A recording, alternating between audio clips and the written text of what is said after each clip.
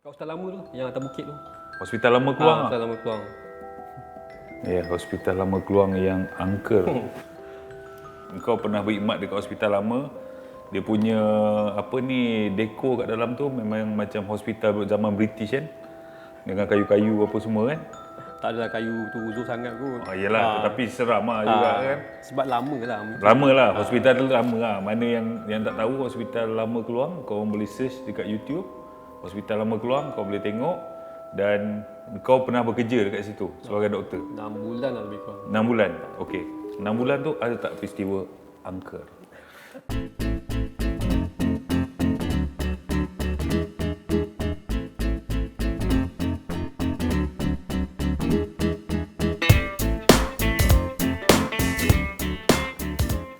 Ngopi bersama Syarul Shiro, bukan kopi kosong tapi ada isi. Dan hari ni aku bersama dengan sahabat lama, kawan lama aku. Satu sekolah menengah, sekolah rendah aja tak. Merupakan kebanggaan orang Keluang juga, anak muda yang dalam bidang profesional, seorang doktor.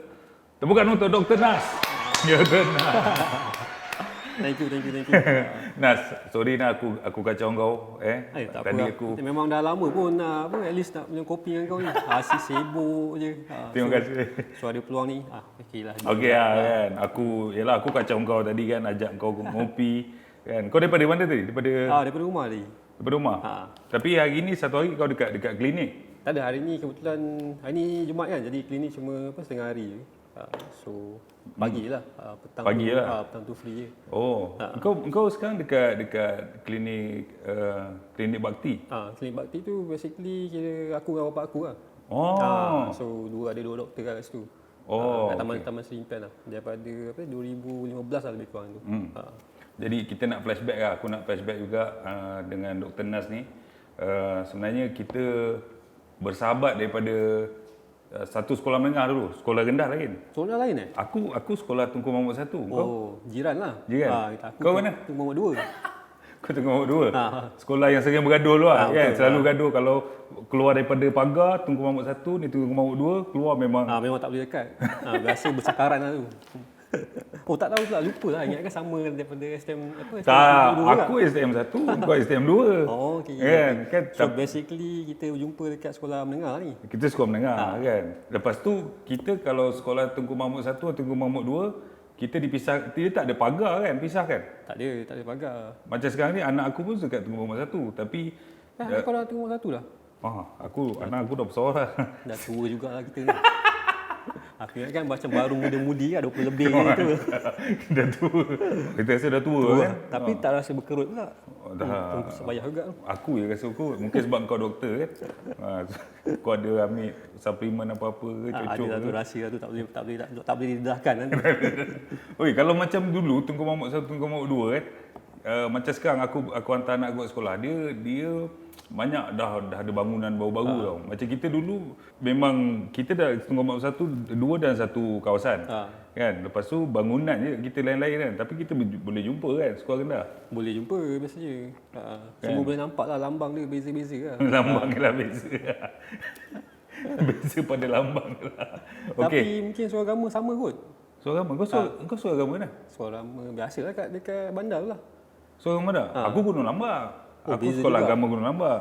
Aku rasa aku kenal kau mesti gosip time dulu budak-budak jahat ni kot yang selalu dengar gosip ni. Gosip. Lepas tu kita sekolah menengah sama-sama. Sekolah menengah. Tapi aku masuk lambat. Aku sekolah menengah agama Kerajaan Johor Bahru. Aku kelompok insan-insan yang terpilih. Pernah dapat tak percaya jugalah ni. Nur dah. Pernah percaya jugalah. Lepas STM 1, aku sekolah menengah agama tingkatan 1, lepas tu tingkatan 2 baru aku masuk STK. Kan? Baru aku jumpa kau, baru aku kenal kau. Tetapi masa tu kau kelas pertama. Aku kelas last masa tu. Aku Hampir last kot. Last ke? Aku last. Aku satu ST, dua ST 4. Kau dua? ST1 lah. 2 ST 1. Kau kelas pertama. Aku sebenarnya cikgu masa aku masuk tu, dia nak bagi aku sekelas dengan kau 2 ST 1, tapi aku tolak. Aku cakap bagi saya yang kelas last lah kan, sebab saya nak jaga kelompok-kelompok yang ni. Aduh. Jadi Yalah, daripada lepas sekolah menengah tu, yang membuatkan aku dengan kau rapat, tingkatan 2 tu ada lawan bola. Betul. Kita main dalam satu tim. Satu tim. Dan kita buat dia perlawanan antara tim tingkatan 2 tu. Nama tim bola kita apa? Dia jersey warna hijau lah. Pilgrim lah. Ustaz. Pilgrim? Betul. Tak tahu apa benda masuk Pilgrim tu, tak tahu siapa yang create nama Pilgrim tu lah. Apa Pilgrim ah? Dia Pilgrim bukan nama band ke? Ha? Dia Asalnya Pilgrim. nama band tu kot. Kan? Asalnya siapa? Asalnya Nizam kot yang ni, yang create nama tu. Aku cakap kenapa kita letak nama Pilgrim tapi masa tu Tapi memang power lah tim tu. memang power lah kan. Tim Pilgrim memang power lah. Mana tingkatan 2 tahun 98 STK memang tahulah. Kan bola sepak yang terpower Pilgrim lah. Sebab apa? Belakang kita tu kita ada Ada kita kata panggil apa, defender yang paling ngam lah. dia defender satu hal dalam satu pasukan bola sepak, defend, midfielder tu semua memang taktikal kat dalam tu lah. Tetapi yang paling power sebenarnya adalah funder kat belakang pasukan kita. Kita ada seorang funder, anak datuk. So masa nak perlawanan tu, jersey tim kita orang yang paling mahal. Masa tu Line 7. Kalau ingat jersey Line 7 Dia warna hijau. warna hijau, kita punya jersey paling mahal. Sebab apa? Dapat sponsor daripada anak datuk ni. Anak datuk ni rembat duit daripada mak dia. Dia rembat duit mak dia 2,000 Sing dollar masa aku ingat lagi. Aku dengan dia pergi kan. Oh, kau terlibat sekali ni. Aku terlibat sekali lah. Masa tu dia nak tukar Yang duit. ni tak dapat berita lah, baru tahun ni baru tahu Aku kan. cakap kau. Inilah dah Aku lama. cakap kau lah. Ini aku bocorkan rahsia lah. Aku cakap dengan kau lah. Kan? Zamir Zamir bukan nama sebenar. Tak tahu lah kalau dia tiba-tiba dia tertengok ke apa kan. Zamir bukan nama sebenar. Zamir anak datuk. So aku dengan dia masa tu dia datang, dia nak beli jersey kan. Jersey. Masa tu mahal jersey, lebih kurang dekat Dia beli kat Rebel tu lah. dekat Rebel lah. Dekat keluar mana lagi nak beli kan? Dekat Rebel lah 2,000. So aku follow dia bawa duit masa tu aku ingat lagi 2,000 Sing dollar. Lepas tu 2,000 Sing dollar tu belum tukar lagi lah. belum tukar lagi lah kan. Lepas tu pergi, aku first time masa sekolah tingkatan 2 pergi money changer. Pegang duit banyak-banyak yang tu lah. Aku tukar masa tu dapat, masa tu currency lebih kurang 3 point lebih kan. Ke tak sampai, lebih kurang lah. Ya. Masa tu ekonomi Malaysia baik. Mungkin lah. 3 point Lebih baik pada sekarang lah. kan? Dapat lebih kurang dalam 6,000 lah kan. Lepas tu pergi beli jersey dekat Rebel apa semua. Lepas tu dia campak aku 100, so tutup mulut. Habis 100 tu kau buat apa? Habis 100 tu besar weh masa tu. Aku apa lagi? Pergi kedai game, main game lah masa tu. 100. Dia kata, nah 100 tutup mulut, jangan bagi tahu siapa-siapa. Kali ni aku dah bagi tahu, main nanti aku refund balik lah 100 kau. Okey. So lepas daripada sekolah tu, aku macam-macam aku terus pergi, aku sambung belajar dekat UiTM Shah Alam dan kita terputus hubungan. Ya, rasanya bila dah start kerja kot. Adalah kalau sekali-sekala bila balik apa macam cuti semester ke apa balik keluar tu minum macam ni lah, minum kopi apa. Ya. Lepas tu sampai aku kerja immigration, baru aku tak, engkau jumpa bawa pasport. Rasanya ada pergi tempat tu. Kan? Nak makan apa? Asam pedas sekali. Asam pedas. Lepas tu kau sambung belajar lepas daripada SPM tu. Aku dekat Shah Alam, engkau terus Sebelum sambung apa ijazah tu matrikulasi dulu lah kat Melaka. kat Melaka. Tapi zaman sekolah tu tingkatan 1 sampai tingkatan 5 sebenarnya tingkatan 4 kau tak ada kat sekolah kan? Aku sekejap. Kau okey, tingkatan 4 kau sekolah mana? Sekolah menengah sains semua. Sains semua. Asal kau daripada STK kau pergi sains semua berapa bulan? Macam tak dapat penerimaan lah tu. Oh, tak dapat penerimaan lah. Mungkin rindu balik kan keluar kan. Adakah tu satu jawapan yang bagus? Kau sekejap je tingkatan 4 Sekejap tu. je. Kau pergi sains semua. Lepas tu patah balik. Lepas tu kekal lah sampai form 5 dekat STK lah. Oh, kau masa dekat sains semua tu kau ambil, dia ada subjek apa dekat sains tu? Rasanya form 3 sama je. Dia tak ada dia sains subjek lah, sains stream lah. Maksudnya. Sains stream je lah. Sama juga dekat STK pun dia ada yang RK, ada yang ST. ST kan, ada yang apa? IT ke apa? Yang maksudnya dia lebih ke arah apa? Ekonomi ke Tak, benda ke. aku tingkatan 4 4 IK, 5 IK. IK tu ikhtisas kemanusiaan. Sebab selepas daripada PMR tu, aku ditawarkan masuk sains. Tetapi aku cakap aku lebih kau tolak lah. Aku tolak lah kan. Sebab aku nak bagi peluang kat kau untuk bagi lebih peluang macam orang lain fokus belajar dekat kelas. Kalau aku satukan dengan kau, adakah ni jawapan yang bagus tu? Lepas tu dia orang offer aku masuk ikhtisas kemanusiaan kan, tu bahagian apa ni, sastra kan. Lepas tingkatan 5 aku cakap lah, kau kat mana? Matrik dekat Melaka, Londang, Masjid Tanah. Matrik Londang. So lepas tu baru sambung degree dekat ni lah, dekat Gajah Mada, Yogyakarta, Indonesia. Gajah Mada. Kau fly terus pergi Indonesia sana? Pergi Indonesia. Dalam bidang? Dalam bidang apa? Kalau bahasa Indonesianya kedoktoran.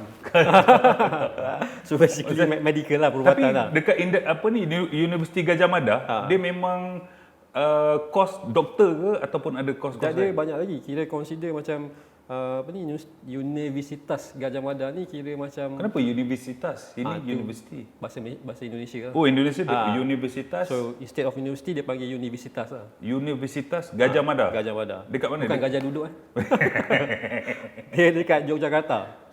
Pulau Jawa lah. Yogyakarta. Maksudnya dia dekat dengan Jakarta? Tak. Dia satu pulau. Tapi basically kalau nak pergi Jakarta pun rasanya kena naik flight jugalah, lebih elok. So Sebab ada pengalaman juga lah masa Hari Raya tu. So basically kita nak pergi kedutaan Indonesia kan. So kita student mana ada duit sangat kan. So kita ambil land transport lah, maksudnya naik dia punya van tu lah. So sebabkan jam apa semua, so 24 jam atas jalan hanya untuk sampai daripada Jogja ke Jakarta lah. 24 jam? 24 jam. Serius lah? Kau naik transport darat? Dia macam van high ace tu, lebih kurang. Daripada Jakarta ke Tapi dia disebabkan oleh trafik lah. Maksudnya bila waktu perayaan kan memang sama lah macam kat Malaysia juga. So basically memang jam lah. Kalau ikutkan roughly 10 jam, 12 jam je. So daripada universiti kau nak ke Jakarta tu, Hari Raya kau pergi lah. Kau masa cuti sebab lah. tak balik Malaysia kan. Oh, nak fly balik Malaysia lah. Bukan, maksudnya disebabkan Hari Raya tu cuti tak balik Malaysia. So kita pergi beraya bersama-sama dengan student lain Jakarta dekat lah. Jakarta lah, dekat dia punya kedutaan lah. Raya kat kedutaan Indonesia. Di Indonesia lah. Indonesia. Lepas tu ada kau pergi hiburan kat mana-mana. Lepas tu kat Tak adalah, masa tu masih baik lagi lah. Masih baik naif lah, belum tahu apa-apa lagi kan. Tak Baru tahu tahun pasal pertama kan. Urut, masah semua tak tahulah. Tak tahu lah. Tak tahu lah kan.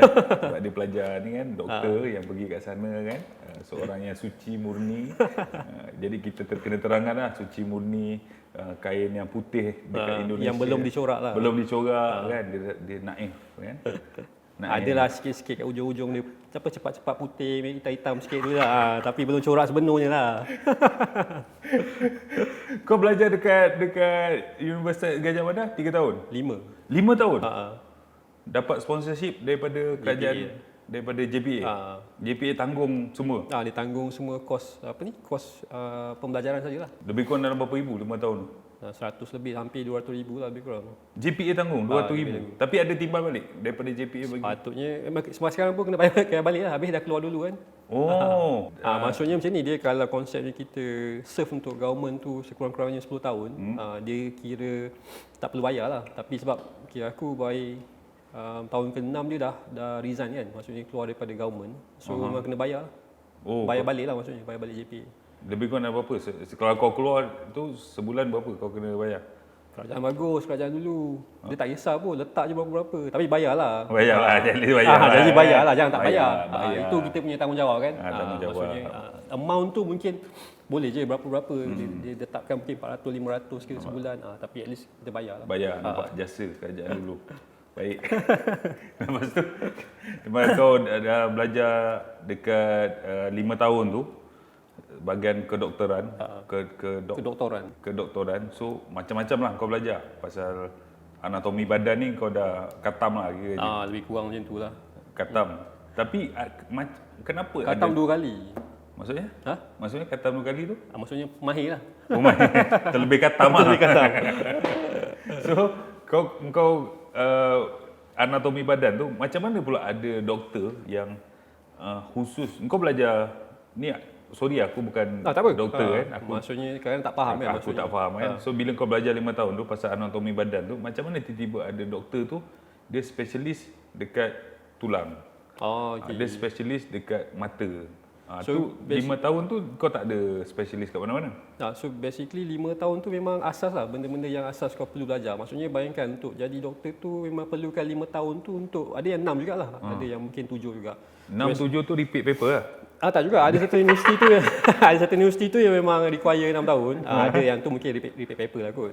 Mungkin saja nak duduk lagi 6 bulan, setahun lagi kat situ kan. Mungkin dia seronok kan dekat Indonesia kan. Mungkin dah langsung dengan perkahwinan dekat sana. Mungkin apa? Dah ada bapak mertua. Ada bapak mertua kat sana. Kan. Lepas tu? So basically benda tu dia asas lah. Jadi kalau contoh kita jumpa dekat klinik, dekat hospital swasta yang ada doktor pakar tulang ke, pakar sakit puan ke, pakar pakar jantung dan sebagainya. Jadi dia memerlukan proses pembelajaran selepas 5 tahun tu kena tambah lagi. So basically lepas 5 tahun ni hanya doktor biasa je. Okay, macam aku lah, doktor biasa je lah. Okay. Lepas tu kau kena belajar lagi 4 tahun untuk jadi doktor pakar pula. 5 tahun tu asas anatomi badan. Kan? Asas. Maksudnya anatomi badan semualah. Kau nak tahu berapa denyutan nadi kau, lepas tu apa function kat dalam ni semua. Betul. Lepas tu kau nak jadi pakar, kau kena tambah lagi berapa tu? 4 tahun. 4 tahun lagi? Untuk spesifik apa yang kau nak? Betul. Jadi kalau contoh spesifik dekat bahagian tulang, so perlu belajar lah, masuk master program lah 4 tahun lagi. Tapi waktu tu kira mostly consider bekerja sambil belajar lah. So maksudnya dapat gaji, dapat beasiswa daripada kerajaan. Cuma perlu belajar lagi lah. Lagi tempoh 4 tahun. Maksudnya 5 tahun tu kau belajar seluruh badan, lepas tu kau tengok minat kau kat mana, kau pergi ke arah situ. Pengkhususan lah kira. Pengkhususan lah. Macam tu.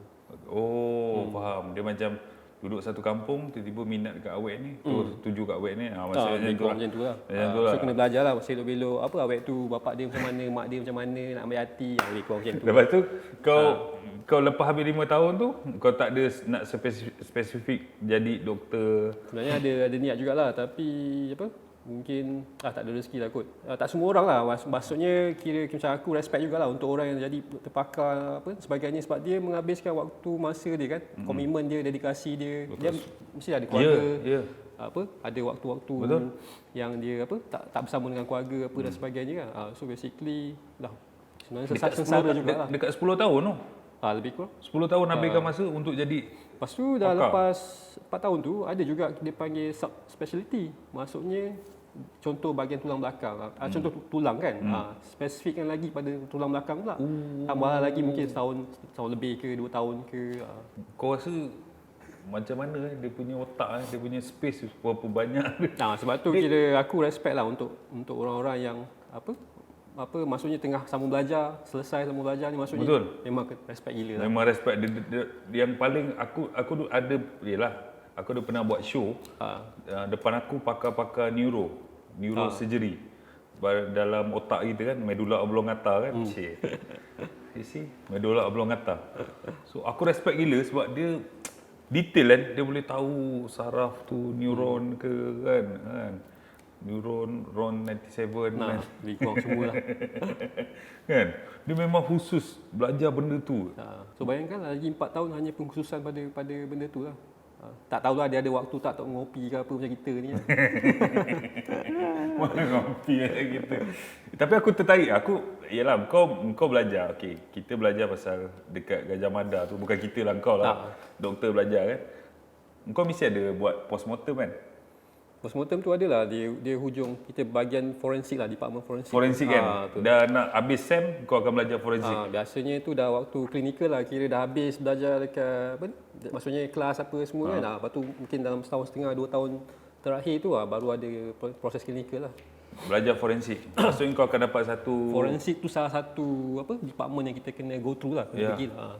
Maksudnya kau akan dapat satu mayat betul ke ataupun just plastik punya model untuk kau belah tu, ataupun mayat yang betul? Memang mayat betul-betul lah, mayat. Otak. So beza lah, mungkin setiap universiti tu berbeza lah. Kalau macam kat Indonesia ni memang sebiji seketul tu lah dia bagilah. So macam kita waktu dalam department forensik tu, kita menunggu on call lah. Maksudnya ada kemalangan ke, kematian ke. Oh, tu dekat hospital betul? Dekat hospital betul lah. Dekat Indonesia? Tapi dalam kelas pun memang katalah kita nak tengok otot-otot tertentu kan. So nak tengok medulla oblongata macam kau cakap tu. So memang benda tu ada lah yang kalau yang buat nak tengok otak-otak betul lah. Dia dah letak dalam larutan ni lah, maksudnya supaya dia preserve lah, supaya benda tu tak berbusuk, tak rosak dan sebagainya lah. Alamak.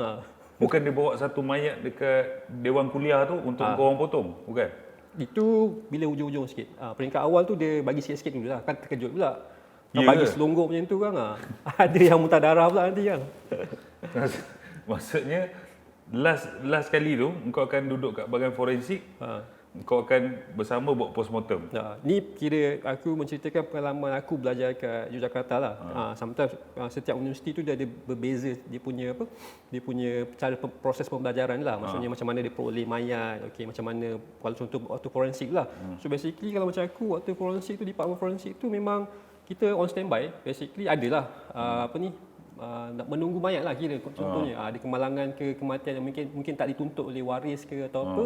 Ataupun mungkin kematian yang memerlukan kita buat forensik lah, uji forensik lah. Sebab nak tahu punca kematian ke atau apa kan. So basically nanti dalam satu group tu mungkin dalam 20 orang, 30 orang belah mayat tu kita akan belah semualah ikut prosedur dia, daripada belah dia punya tempurung kepala dia, buka semua, tengok organ apa dan sebagainya lah.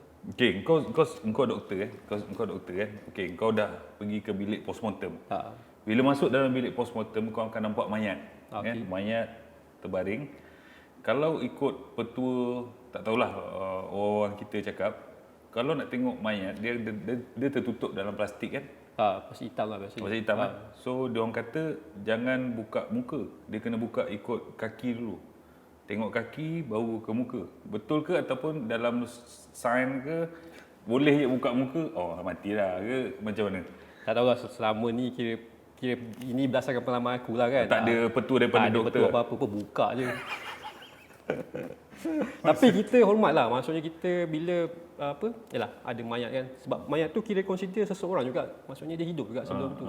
Bukan mungkin ayah kepada seserta orang punya anak, mungkin ibu kepada seserta anak kan. So biasanya kita respect lah mayat tu. Tak adalah kata kita macam apa benda lah, dia kurap ke atau apa ke ataupun itu kau tak boleh cakap lah. Tak lah, maksudnya kita tak adalah kita menilai, kita judge mayat tu macam tu lah. Maksudnya kita just nak buat kerja kita dan selesai. Macam tu. So basically kalau contoh kata ada petua buka pada bawah, daripada tepi, daripada kanan kiri tu, setakat ni kira aku tak dengar lagi lah.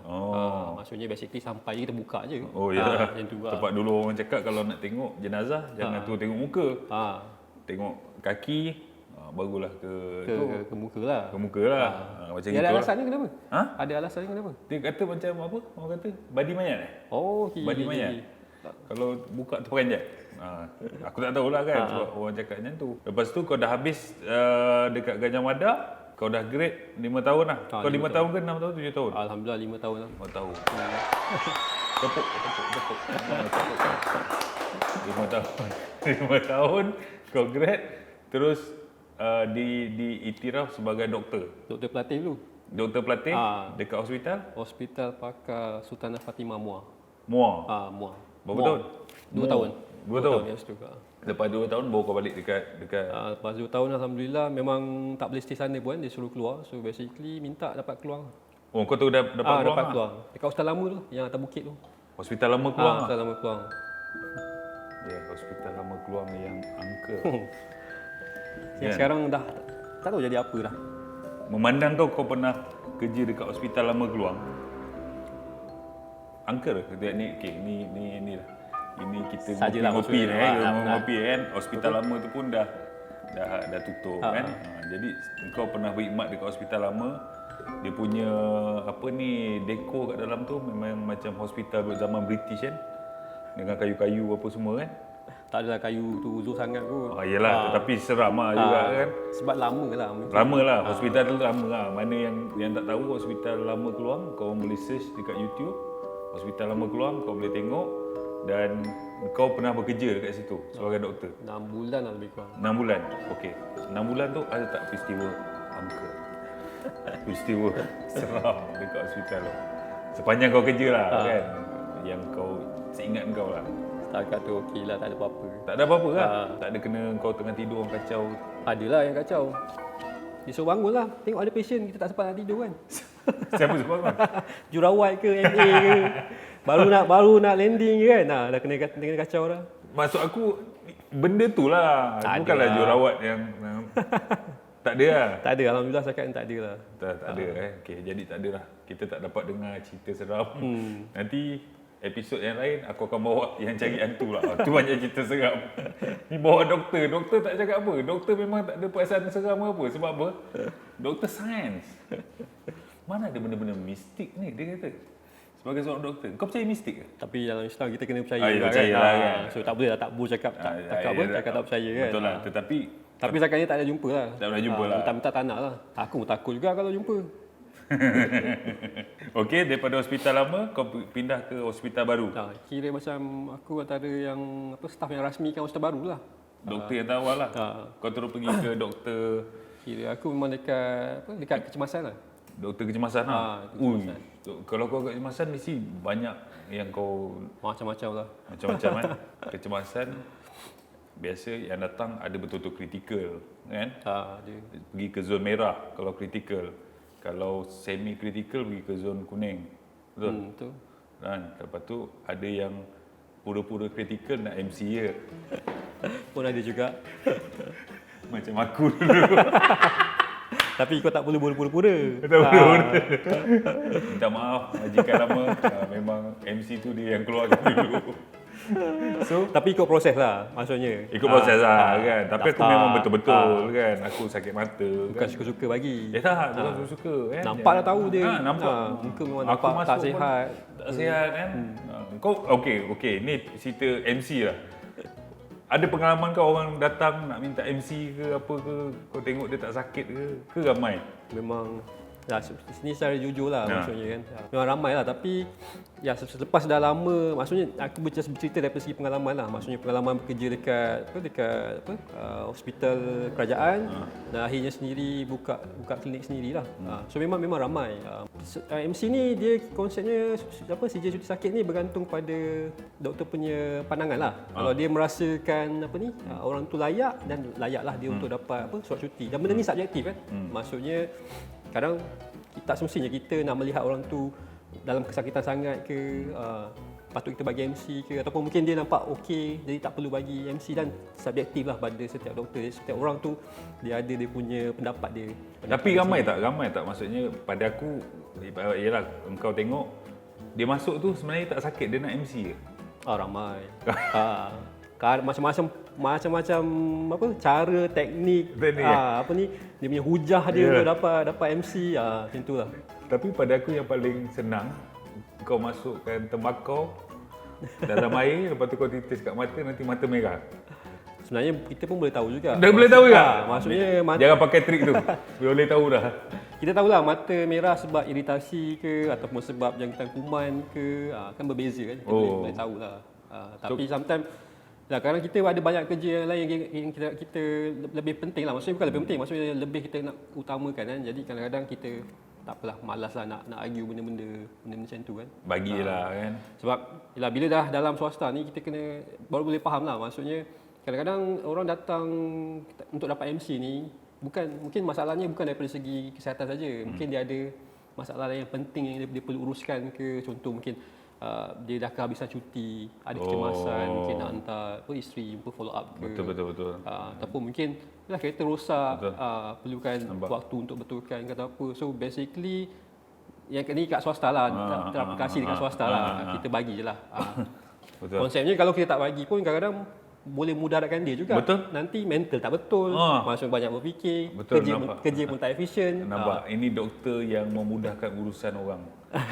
Pengalaman lah, maksudnya pengalaman di hospital kerajaan dengan dengan klinik swasta lah. Jadi kalau tak bagi dia MC, kena pula dia ada masalah kan, yang betul-betul kau tak bagi ke MC, tiba-tiba dia mental kan, tak boleh juga Jadi kalau contoh katalah dia betul-betul sebab dia nak tipu MC sebab dia malas ke atau apa, itu terserah pada dia lah. Terserah jadi, lah apa yang maksudnya biar Tuhan yang betul biar Tuhan bukan nampak biar Tuhan lah yang menghakimi, maksudnya yang menipu nak MC. Kita tak boleh nak adjust lah. Bersangka baik je lah. Bersangka baik lah. Tiba-tiba terasa pula pasal lah. Okey. Kita dah tahu semua kan, aku nak tanya jugalah dari kacamata seorang doktor kan, tentang sekarang ni kita dah tahu, satu dunia dah tahu COVID-19, pandemik COVID-19 ni. So ada ramai juga yang tak tahu kan, sebenarnya kita bercakap je COVID-19 ni, dia sebenarnya apa? Dia adakah sejenis, kita cakap dia sejenis bakteria ke, kuman ke, virus ke, ataupun dia ni apa sebenarnya? Adakah dia berdarah amfibia ke, mamalia ke? Apa sebenarnya? Sebab kebanyakan ni ramai yang tak tahu juga. So basically dia virus lah kan. Dia virus. Okey. Macam juga sama macam waktu zaman apa ni H1N1. So basically first kali dia orang detect dekat Wuhan lah. Rasanya masa peringkat awal tu orang tak ambil kisah pun. Mungkin dia macam menganggap virus ni macam biasalah. Demam biasa lah. Sebab kita demam biasa, kita kena macam influenza ke apa sebagainya pun virus juga kan. So cuma keupayaan virus tu dia mudah merebak. Terutama yang berbahaya, terutama kepada golongan yang berisiko ni, yang ada penyakit 3 serangkai lah. Biasanya kita consider yang berisiko ni bila peringkat umur lah. Peringkat umur lebih tua biasanya ada penyakit-penyakit kronik kan, darah tinggi, kencing manis, jantung. Tu lagi cepat jadi kita faham lah bila dia orang macam tu, dia punya daya tahan tubuh pun berkurang. Dan juga kanak-kanak yang 5 tahun ke bawah lah. So baru-baru ni kita ada juga kan satu kes yang bayi berapa tahun meninggal kan di Sabah, kalau tak silap. Betul. Itulah aku baru balik daripada Sabah kan. Aku baru balik dari Sabah. Sampai dekat Sabah tu kita berkempen lah untuk pilihan raya negeri kan. Masa aku berkempen tu dengan salah satu calon dekat sana tu, dia mula cakap dekat tempat dia semua ada satu kes COVID kan. So kita pun berkempen. Dia lepas pakai mic, tapi nampak dia macam tak sihat lah kan. Lepas tu lepas ada mic, aku juga pakai mic kan. Rupanya besoknya bila test dia positif. Aku cuak lah, sebab apa? Ialah daripada mikrofon tu apa semua, aku pula daripada ceramah, aku ceramah kan. Tu rasa takut lah. Tetapi bila aku balik ke sini, alhamdulillah aku test negatif. Kuarantin 14 hari pun negatif. Tetapi yang aku nak tanya ni, jangkitan tu, adakah dia pilih orang berjangkit ataupun macam mana? Sebab kalau ikutkan masa tu, aku adalah kontak rapat dia. Kan? Aku kontak rapat. So pergi sama-sama apa semua. Tapi alhamdulillah, syukur yang aku tak kena. Kan? Ada dia macam mana benda tu? So first kali kita kena faham konsep macam mana virus tu boleh menjangkiti orang lain lah. So basically virus ni dia perlukan perumah untuk dia survive lah. Maksudnya kita lah manusia. Dan cara jangkitan dia melalui titisan daripada saluran pernafasan kita lah. Okey. Maksudnya rembesan air liur ke, ingus ke, ataupun air mata ke sebagainya. Jadi maksudnya siapa yang terkena ataupun dan sebagainya bergantung, sebab tu kepentingan kita untuk satu menjaga jarak 1 meter kan, dua kepentingan untuk memakai pelitup muka, dan ketiga lastly kita kepentingan untuk membasuh tangan, guna hand sanitizer ke ataupun guna air biasa dan sabun.